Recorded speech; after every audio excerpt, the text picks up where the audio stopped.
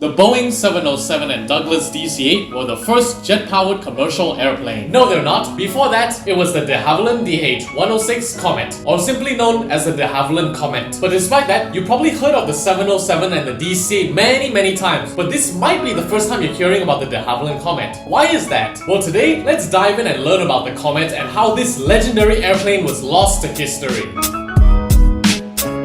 Shortly after World War II, the British began designing a brand new airplane. At the time, almost no plane in existence used the jet engine for propulsion, and that's because of this. When a plane flies through the air flows under and over the wings. The air below the wings flows slower than the air above the wings. This generates higher pressure under the wings, hence pushing the plane upwards, generating lift. The problem is that when they used jet engines to make the planes fly faster, the air above the wings would reach supersonic speeds, even though the plane itself wasn't flying at supersonic speeds. This huge imbalance created heavy turbulence, making the aircraft difficult to control at those higher speeds. After World War II, the world got a hold of some of the Germans' technology, and that's when they discovered the swept wing. They found that just by angling the wings back a bit, this would slow down the air on top of the wings while still generating lift under the wings, resulting in less turbulence, making it easier to control the plane at higher speeds. And the British were the first ones to use this piece of technology in a passenger airplane. A passenger airplane that could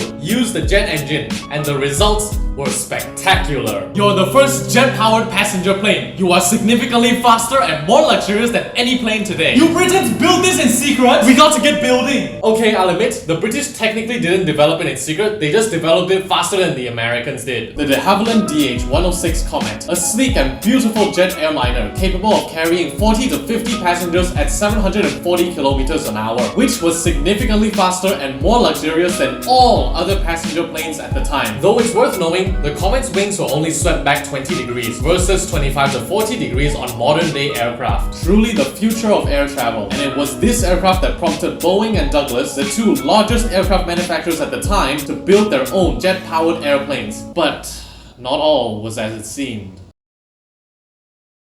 Mr. de Havilland, I don't feel so good. The Comet exploded? What a dangerous plane! We're investigating the cause.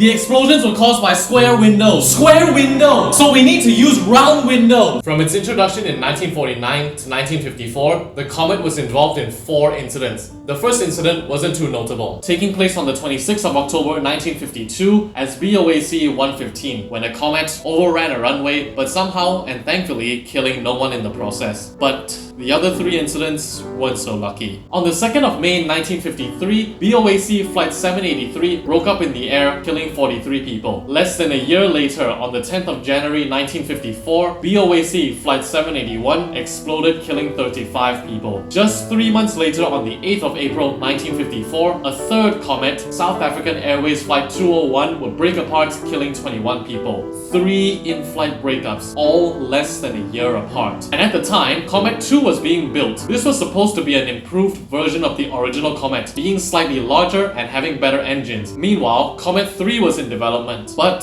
as you can kind of guess, airlines that initially ordered Comet 2 cancelled them. The trust in the Comet was shattered. Quite literally, actually. The Comet 2s that were built, 16 in total, were then sent to be used by the military for transportation. Only one Comet 3 was ever built. It was supposed to be an even larger, longer range version of the Comet, but would later be used as a prototype for Comet 4, which I'll talk about later. Meanwhile, the existing Comet 1s were grounded until the cause of the disasters could be found. Later, they discovered that BOAC 783, the first of these 3 incidents, exploded due to a structural failure in extreme turbulence. So that was alright, but what about BOAC 781 and South African Airways 201? They would discover that the way the windows were built into the aircraft, as well as the shape of the windows, were to blame. But to understand that, you first need to know this. When a plane takes off and lands, it undergoes cycles. The air gets thinner the higher up you go. You can think about it like a balloon underwater. When the balloon is underwater, it's decent in size, but as you go lower, it gets smaller. That's because the pressure is higher the deeper you go, pushing against the walls of the balloon, making it smaller. Then, as the balloon rises, the pressure around it gets smaller, allowing the air inside to push outwards, making the balloon bigger. And the reverse is true for an aircraft. At lower altitudes, the pressure is higher, and as you go up, the pressure gets lower, but at the same time, oxygen decreases as well. So to ensure that you can breathe and don't drop dead somewhere along the journey, the aircraft is pressurized, and the pressure in the aircraft theoretically remains the same throughout the whole journey. Because of this, the walls of the aircraft need to be able to handle the pressure changes. So, back to the Comet. At the time, the windows were square in shape and they were riveted into the fuselage, but this caused two problems. One, stresses would concentrate on the corners of the windows. Here's a picture diagram of square versus rounded windows to show you what I mean. And as you can see, there is notably more stress on the corners of the windows. Two,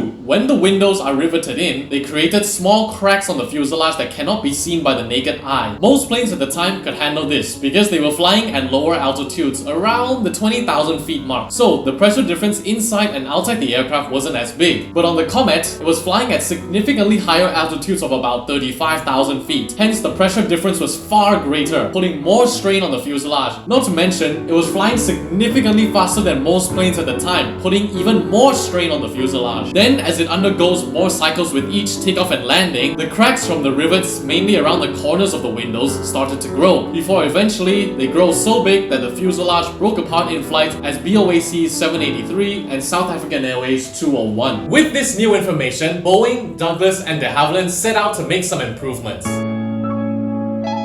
Alright, fixed. Presenting... Whoa, Boeing barrel rolled the 707. That is crazy. Guys, we fixed our Comet. Oh, you mean your dangerous plane? Yeah, nobody wants that. Plus, these planes are more flexible, seat more people, and are more profitable. In 1958, the race was on. The Boeing 707, the Douglas DC-8, and the newly built Comet 4 were now the options for jet-powered passenger planes, along with a few other interesting jets like the Convair 880. All of them had learned from the tragedies of the original Comet 1 and featured rounded windows instead, mitigating the stress on the fuselage. The Comet 4 could now seat 60 to 80 passengers versus the original 40 to 50. It had better engines and far greater range than the Comet 1. But despite these huge improvements from the Comet 1, things weren't looking good for the Comet 4. Firstly, the public's trust in the Comet was gone. Yeah, it was significantly safer, yeah, it was significantly improved, but you know what? It's the same thing today in 2026 with Boeing jets. When the 737 MAX went down in 2018 and 2019, Boeing fixed it, and then we had the Alaska Airlines door blowout, and then we had a 787 that went down in India. And guess what? There are people genuinely afraid to fly on any sort of Boeing jet now. It doesn't matter if it's related to the 737 or 787 or not, they will not fly on any Boeing jet, whether it's the 777 or the 747. Yeah, it's bloody stupid. Like the 747 and 777 have nothing to do with the 787 and 737. But guess what? There are genuinely people like that. And the same mindset applied in 1959. Not many people or airlines dared to buy or even step foot onto the Comet. And at the same time, from a practicality standpoint and an economical standpoint, the Comet loses out horribly compared to the 707 and DC-8. 1. The engines of the Comet were inside the wings. This was, and still is, the design choice for piston-engined aircraft. And the Comet being the first jet-powered passenger airplane, it made sense they follow what already works. But when compared to the 707 and DC-8's engines that sat on pylons, it meant the Comet 1 was limited on its engine size, making it less future-proof, and it made it harder to maintain. With the engines on a pylon, you could just open up the sides of the engines and perform maintenance there. But there's no way you could do that with the Comet. Additionally, if an engine were to explode or catch fire, it will be slung under the wings rather than directly inside it, which might lead to more dire results. 2. Even though the Comet 4 could now fly further than the Comet 1, it was still beaten out by the 707 and DC-8. Where the Comet had a range of 2,800 to 4,000 nautical miles, the 707 and DC-8 were capable of 3,600 to 5,200 nautical miles, especially in later versions of the airplanes. This made the 707 and DC-8 far more flexible for airlines to use, and that in combination with this third point. 3. The 707 and DC-8 were capable of carrying 140 to 270 passengers, especially in the later models, versus the Comet 4 with less than 100 passengers a plane. It just made more economical sense for airlines to go with the 707 or DC-8 over the Comet 4. Not to mention that 4. The Comet needed a 4-man crew to operate. A captain, a first officer, a flight engineer, and a navigator, versus the 707 and DC-8 where in the later models of the airplanes only needed a 3-man crew to operate, featuring a captain, a first officer, and a flight engineer.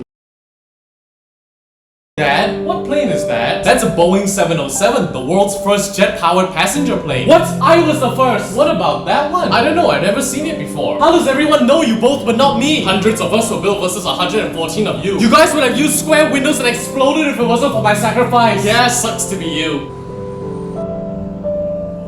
Okay, there is no such thing as a plane Hall of Fame, I just put that in for the skit. Anyways, a total of 556 DC-8s, 865 Boeing 707s, and 154 Boeing 720s, which, if you didn't know, is just a shortened derivative of the Boeing 707 were built, versus 114 comets in total. Hence, not many people have seen the comet in person or at the airport, so you'd rarely, if ever, see comets on the magazines, promotional posters, or even the history books because it was just so rare. And as time went on, the comet was slowly being lost to history. In fact, even my grandfather who knows about the comet and even flew on the 707 says the 707 was the first jet-powered passenger plane. And I wouldn't be surprised if you ask someone who knows planes, maybe not that in depth, but they know planes, about what the first jet-powered passenger plane is, they might just reply with the 707. Plus, I'm sure many of you all didn't know about the comet until you watched this video, and I could go into a deep dive about the British aerospace industry, but I'll save that for another video. But at the end of the day, as hated and as forgotten as the comet was, if it wasn't for the comet's sacrifice in 1954, the 707 at DC would have most certainly suffered the same fate, although at a much larger scale because again, 170 passengers a plane. The comet was the plane that laid the blueprints, the foundation for every single jet engine powered passenger plane that followed. That A350 you love so much, you can thank the comet for that. That 747, you can thank the comet for that. Or that 787 or 737 or A340 or A380 or whatever, you can thank the comet for that. It's a real shame that this sleek, beautiful airplane didn't get the love and recognition it deserved. But you know what? Here in 2026, we can continue on its legacy and try to spread it and expose it to more people, which is what I'm doing right now. The Comet is by far one of my favorite airplanes, and I hope that after this video, you all will go check out more videos about the Comet. Let's give more love to the Comet, especially in 2026 when the only two companies are Boeing and Airbus. And you never know, maybe the British aerospace industry will boom again.